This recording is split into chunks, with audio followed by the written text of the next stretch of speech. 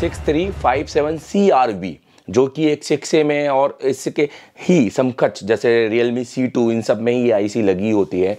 तो अगर मैं बात करूंगा इस का पूरा बूट सीक्वेंस मैं आपको बता रहा हूं। यहाँ मैं देखिए मैंने इसकी आप लोग वीडियो देख रहे हो, आप लोग सब्सक्राइब नहीं कर रहे हो, प्लीज सब्सक्राइब जरूर कर लेना, क्योंकि ऐसे वीडियो हिंदुस्तान में बहुत कम लोग डाल रहे हैं भाई, ठीक है।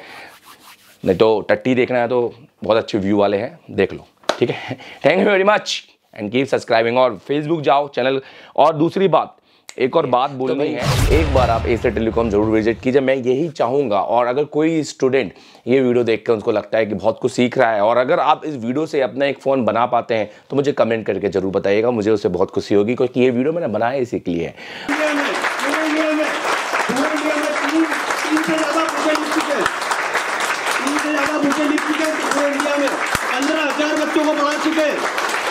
कितने स्कूल इनके नाम से चल रहे हैं, मोबाइल का भगवान बोले तो कोई बड़ी बात नहीं इनके लिए,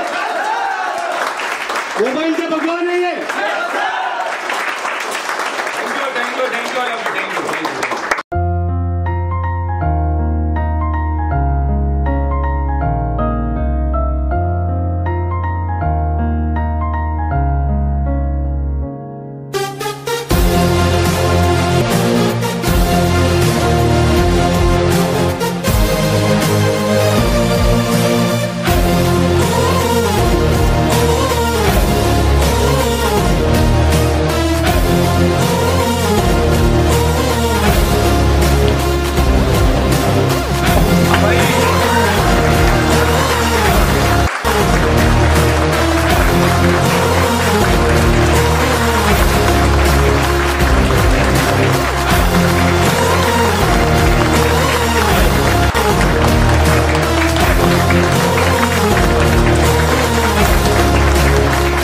सो हाय माय यूट्यूब फैमिली, कैसे हैं आप सभी लोग। दोस्तों एक नया वीडियो आप लोगों के लिए। ये वीडियो बहुत खास है। जो भी सर्किट पे काम करता है या जिसने भी किसी इंस्टीट्यूट से सीख के आए हैं तो वो वीडियो ज़रूर देखेगा, हो सकता है आपको बहुत नॉलेज मिले। और दोस्तों जो रिपेयरिंग में जा रहे हैं और जो और भी यूट्यूब चैनल देखते हैं जिसमें ज़्यादा नॉलेज लेने की कोशिश करते हैं पर उन्हें लगता है कि वहाँ बेसिक ही नॉलेज है, तो इस वीडियो को ज़रूर देखिए और इस चैनल को सब्सक्राइब जरूर कर लेना, क्योंकि इस चैनल से आपको इतना कुछ सीखने को मिलेगा। आज मैं आपको MT6357CRV, जो कि एक 6A में और इसके ही समकक्ष जैसे Realme C2 इन सब में ही आईसी लगी होती है। तो अगर मैं बात करूंगा इस का पूरा बूट सीक्वेंस मैं आपको बता रहा हूं। यहाँ मैं देखिए मैंने इसकी बहुत पहले वीडियो बनाया था बक सेक्शन के बारे में, जिसमें मैंने इसके बक के बारे में बताया था कि इसमें बेसिकली कितनी बक कॉइल होती हैं और उसके क्या क्या कोड वोल्टेज और सारे वोल्टेजों की मैंने बात की थी। आज मैं बात करूंगा LDO के इनपुट की, और आज मैं बात करूंगा बूट सीक्वेंस की, बेसिकली आपको क्या क्या वोल्टेज एक सीक्वेंस में चेक करना होता है। दोस्तों ये वीडियो आप लोगों के लिए बहुत इंपॉर्टेंट है और इस वीडियो से आप बहुत कुछ सीख सकते हैं, तो ये वीडियो जरूर देखिएगा। और अगर आप किसी इंस्टीट्यूट में पढ़ रहे हो, अगर आपने ये चीज़ नहीं सीखी है तो भाई एक बार आप एशिया टेलीकॉम जरूर विजिट कीजिए, मैं यही चाहूँगा। और अगर कोई स्टूडेंट ये वीडियो देखकर उसको लगता है कि बहुत कुछ सीख रहा है, और अगर आप इस वीडियो से अपना एक फ़ोन बना पाते हैं तो मुझे कमेंट करके जरूर बताइएगा, मुझे उससे बहुत खुशी होगी, क्योंकि ये वीडियो मैंने बनाया इसी के लिए है। अब चलिए दोस्तों बात करते हैं MT6357। तो सबसे पहले ना आपको इस सीक्वेंस लिस्ट में आपको बताना चाहूँगा।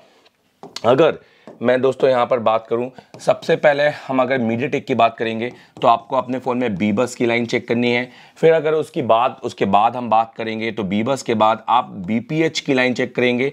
फिर तीसरे नंबर पे आप बी बैट, आप देखेंगे कि इस पे बी बैट बन रहा है कि नहीं बन रहा है, ठीक है। चौथे नंबर पे अगर मैं बात करूंगा, आप यहाँ ID की लाइन भी चेक कर सकते हैं, क्योंकि बेसिकली मीडियाटेक के सेटों में ID की लाइन बननी चाहिए, क्योंकि ये ID की लाइन भी हमारी पावर IC के थ्रू बनती है। जैसे हम बताएं चार्जर लगा के ID की लाइन पे आपको 1.8 वोल्टेज मिलना चाहिए, ठीक है। पाँचवें नंबर की अगर मैं बात, ID तो आप जानते होंगे थर्मल की लाइन होती है, ID तो आप जानते होंगे आपकी BSI की लाइन होती है, जिसको हम आइडेंटिफिकेशन की लाइन कहते हैं। पाँचवें नंबर पे अगर हम बात करें तो दोस्तों इसके बाद अगर हम बात करें तब आपके वोल्टेज बनने चालू होते हैं।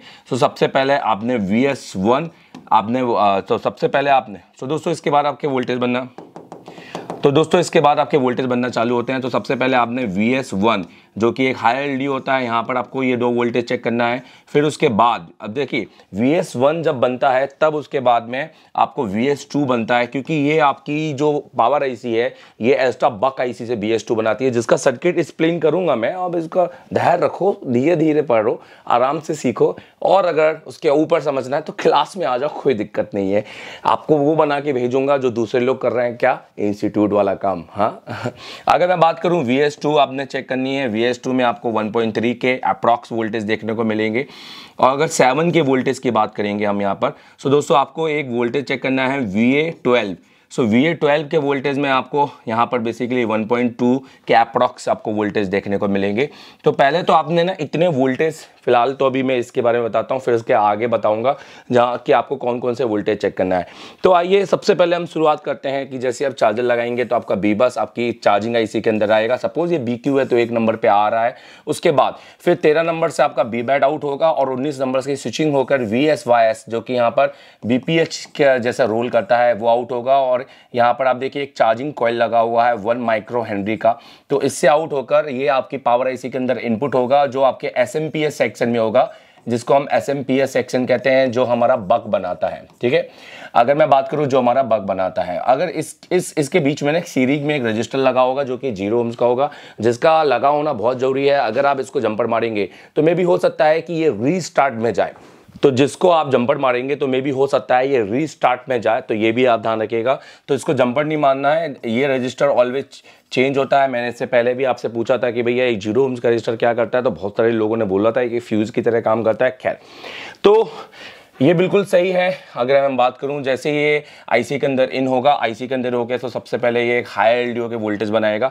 और देखिए आप दोस्तों, हाई एलडीओ सबसे पहले एक एक्स्ट्रा बक आईसी के अंदर जाकर आप एक EN सिग्नल के जैसे इन होगा, और जो इसके 1 नंबर के जो कि 6, जो कि आपने देखा होगा 8 लाख की एक 8 लाख की एक आईसी होती है, और जिसको एक्स्ट्रा बक आईसी कहा गया। 1 नंबर से बाद में इस पर इन बेसिकली एक इनपुट वोल्टेज भी बनता है जो कि VSYS है, और ये बनने के बाद 6 नंबर से इसका आउटपुट बनता है। और ये यहाँ पर भी आपको 1 माइक्रो हेनरी की एक कॉइल देखने को मिलती है।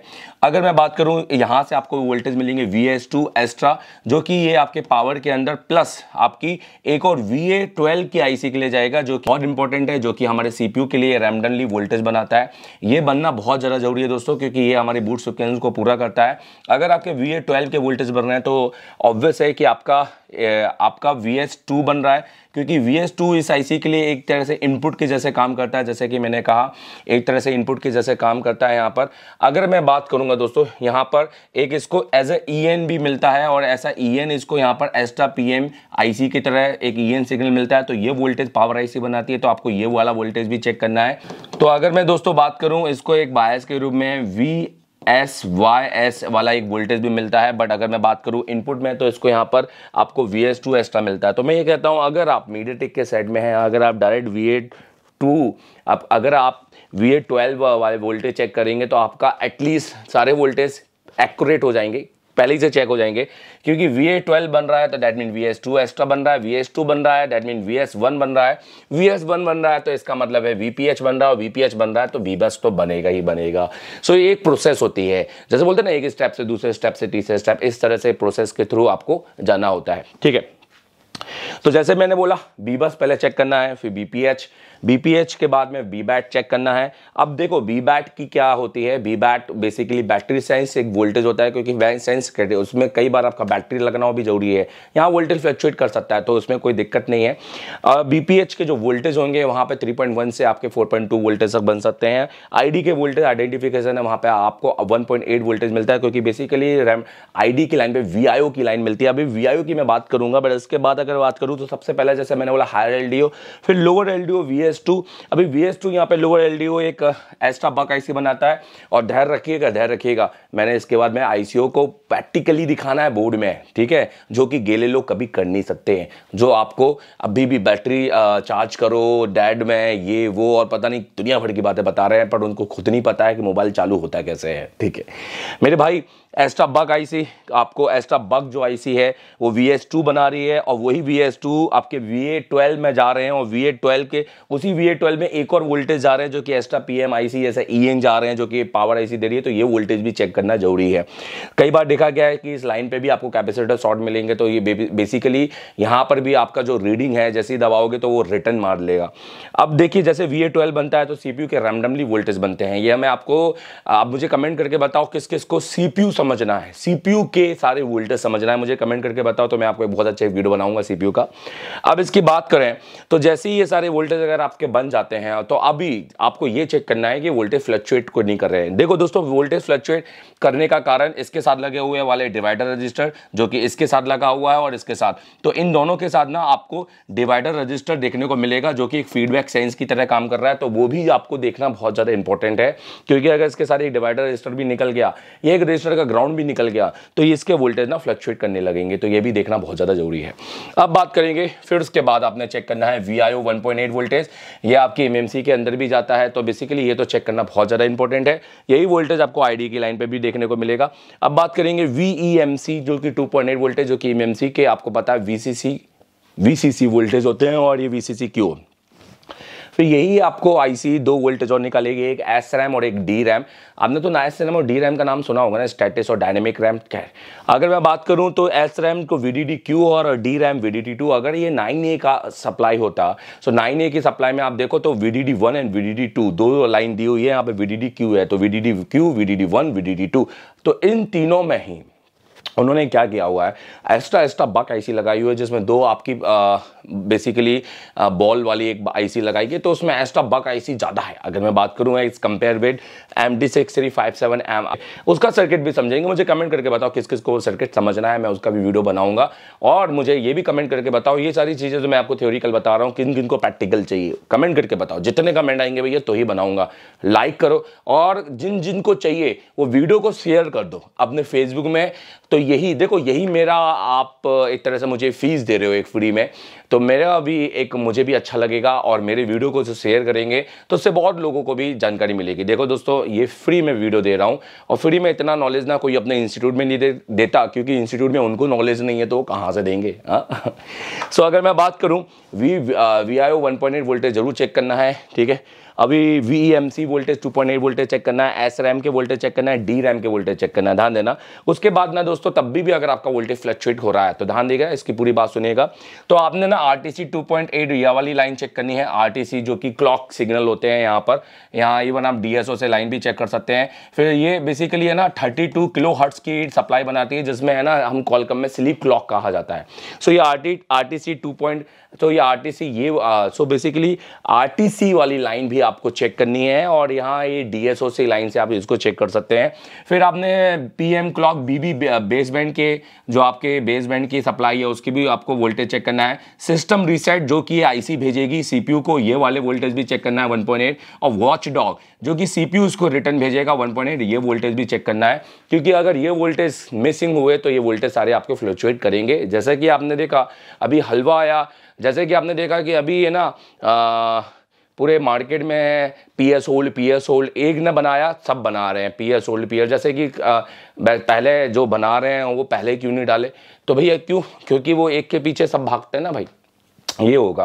क्योंकि दोस्तों आपने YouTube में एक अक्सर एक चीज़ देखी होगी कि अगर एक चीज़ जिसको हमने बता दी, तो वो चीज़ अगर किसी दूसरे को पता चल गई तो स्टूडेंट से पहले टीचर फ़ायदा उठा रहे हैं, और वही वीडियो फिर अपने हिसाब से बना रहे हैं, और फिर बता रहे हैं हम तो भैया सालों साल के नॉलेज है, पर पता नहीं कितने महीनों का नॉलेज लेके बैठे हुए हैं, सालों की बात करते हैं। खैर, तो दोस्तों मैंने फिर से बोल रहा हूँ, इन सब के बाद ये 4 लाइनें सबसे इंपॉर्टेंट है। एक RTC जिसका 32 किलो हर्ट्ज की हम क्लॉक स्पीड, जिसमें 32 किलो हर्ट्ज की हमें ये बेसिकली फ्रिक्वेंसी चेक करनी है। PM क्लॉक BB यहाँ पे भी हम चेक कर सकते हैं 1.8 वोल्टेज की लाइन के साथ में। सिस्टम रीसेट जो कि पावर देगा CPU को बताने के लिए भैया सब कुछ ओके है, और वॉच डॉग जो कि पावर CPU से आएगी, जैसे PS होल्ड आती है, तो यहाँ पे भी 1.8 वोल्टेज आपको मिलना चाहिए। सो इस तरह की आपकी सप्लाई है। आई होप कि आपको समझ में आया। आइए इसको प्रैक्टिकल में कुछ आपको यहाँ पर ICO के टिप्स दे दूं कि कहाँ पर कौन सी IC होती है। बेसिकली अभी 6 में दूंगा, आप मुझे कमेंट करके बताएं किस फोन में चाहिए, मैं उस फोन में दे दूंगा,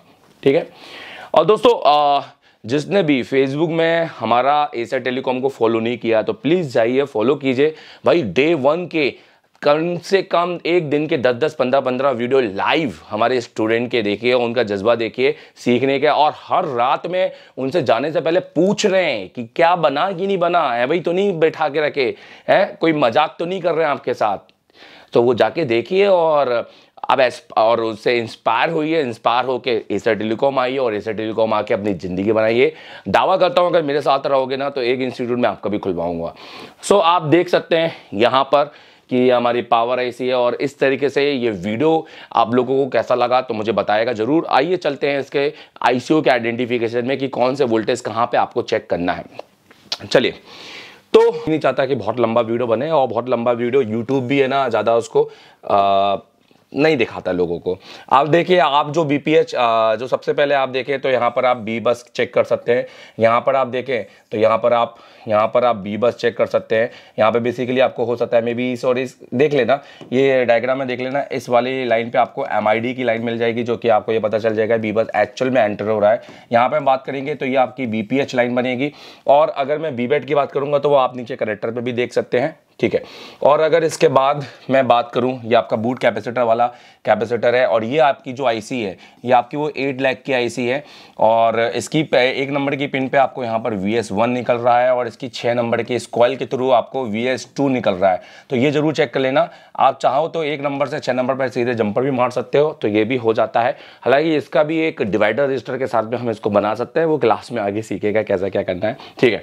तो ये तो आपने देख लिया। अगर यहाँ पर मैं अगर कनेक्टर की बात करूं तो आप यहाँ पे कनेक्टर पे क्या क्या चेक कर सकते हैं, आइए हम इसकी भी बात कर लेते हैं। देखिए, चार्जर लगाने पर ना, क्योंकि मीडियाटेक का सर्किट है, तो आप यहाँ पे देखिएगा आपको 4.2 वोल्टेज बनने चाहिए। फ्लक्चुएट कर सकते हैं, बैटरी लगाने पे स्टेबल हो सकते हैं। और यहाँ पर 2 लाइनें मिलेंगी, एक आपको आईडी की लाइन मिलेगी, थर्म की लाइन मिलेगी। हो सकता है मे बी ये आईडी हो ये थर्म हो, अभी तो मैं डायरेक्टली ऐसे ही बता रहा हूँ, डायग्राम में देखूंगा तो और सही तरीके से बता पाऊंगा। तो दोनों आईडी की लाइन पे बेसिकली 1.8 वोल्टेज, और थर्म की लाइन पे भी आपको कुछ वोल्टेज मिलने चाहिए। बेसिकली यहाँ पर आपको 1.6 या इस तरह के वोल्टेज मिलने चाहिए, 1.7। जनरली ये वोल्टेज आपके 0.6 या 0.9 भी हो सकते हैं, एज अकॉर्डिंग टू देखना पड़ेगा सर्किट कि वहाँ पर किस तरह के पुल अप रजिस्टर का यूज़ किया गया है, ठीक है। और अगर मैं बात करूँ दोस्तों तो यहाँ पावर आईसी की, तो पावर आईसी के पास में यहाँ पर तो ये आपके बक कॉइल हैं। अगर आपको इसका वीडियो देखना है तो मेरी वीडियो की लिस्ट में जाइए, मैंने इस पर बहुत अच्छा वीडियो बनाया है जिसको आपको बहुत सारी जानकारी देखने को मिलेगी। ये आईसी आपके सीपीयू के बगल में लगी हुई है, और ये आईसी आपकी VA12 है। तो बेसिकली इस आईसी पे जरूर आउटपुट देखिए उसकी। तो एक बार मैं इसकी सारी आईसी आपको बताना चाहता हूँ। देखिए, ये मीडियाटेक का 6357 CRV है, ठीक है। यहाँ रिंगर आईसी लगी हुई है। यहाँ बात करेंगे तो एक मीडियाटेक का 6762V CPU लगा हुआ है। ये SKHANIS का यहाँ पे EMM CPU लगा हुआ है। ये आपकी VA12 का आपका बेसिकली आईसी है, VA12 के वोल्टेज जनरेट करने का। इसको वो वोल्टेज VS2 और प्लस इसका एक्स्ट्रा EN सिग्नल देता है, जो कि पावर आईसी से आता है। प्लस यहाँ पर अगर हम बात करेंगे, ये आपका सब पावर है, ये लाइट के कंपोनेंट है, यहाँ पे ग्राफिक्स है, ये आपके बीपीएच बन रहे हैं। यहाँ पर आपका बीपीएच बनना चाहिए, यहाँ पर आईडी और थर्म की लाइन है, यहाँ बीबैट बनना चाहिए, ठीक है। ये आपका शंट रजिस्टर है, जो कि हमने चार्जिंग सेंस और बैटरी सेंस के लिए, तो यहाँ पे बैटरी सेंस से लगा हुआ, ये ग्राउंड के साथ लगा होता है। ये आपका यहाँ पे 2GPFO है, 4GPFO है। ये मीडियाटेक का आपका ट्रांस रिसीवर है, यहाँ पर आपके वाईफाई दिया हुआ है इसके अंदर। ओवरऑल आपका यही सर्किट है, आप देखें यहाँ पर। तो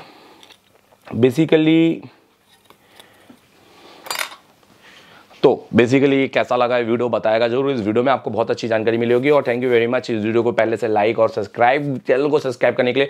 दोस्तों, आप लोग वीडियो देख रहे हो, आप लोग सब्सक्राइब नहीं कर रहे हो, प्लीज सब्सक्राइब जरूर कर लेना, क्योंकि ऐसे वीडियो हिंदुस्तान में बहुत कम लोग डाल रहे हैं भाई, ठीक है। नहीं तो टट्टी देखना है तो बहुत अच्छे व्यू वाले हैं, देख लो, ठीक है। Thank you very much and keep subscribing. और फेसबुक जाओ चैनल, और दूसरी बात परचेस करना है, क्योंकि मैंने बहुत सारी बूट सिक्वेंस इसमें डाले हुए हैं, तो आप इसको परचेस कर सकते हैं, और इसकी परचेस लिंक नीचे दी हुई है। So thank you very much, keep enjoying and keep learning, and thank you very much, keep learning. एक साथ कहेंगे, इंडिया का नंबर 1 इंस्टीट्यूट कौन है? इंडिया का नंबर 1 इंस्टीट्यूट कौन है? Thank you very much.